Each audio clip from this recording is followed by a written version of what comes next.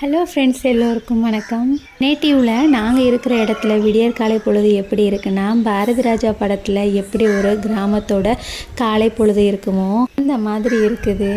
காலையிலே சேவலோட சத்தம், காக்கா குருவிங்களோட சத்தம், இப்படி இந்த காலை பொழுது ரொம்ப ரம்மியமாக இருக்குது. உள்ள ஒவ்வொரு வீட்லேயும் ஏதாவது ஒரு மரம் கண்டிப்பாக இருக்குது. ஒன்று தென்னை மரமோ இல்லை வாழையோ கருவேப்பிலையோ முருங்கை மரம் இப்படின்னு சொல்லிகிட்டே போகலாம். எங்கள் வீட்டில் கருவேப்பிலை மரம் இருக்குது. எவ்வளோதான் கடைகளில் கருவேப்பிலை கிடைச்சாலும் செடியிலேருந்து ஃப்ரெஷ்ஷாக பறித்து போடுறதே ஒரு தனி சுவை தான். அதே போல் எல்லா வீடுகளிலும் ஓரளவுக்கு எளிதாக வளர்க்கக்கூடிய இந்த பொன்னாங்கண்ணி கீரையும் இருக்குது.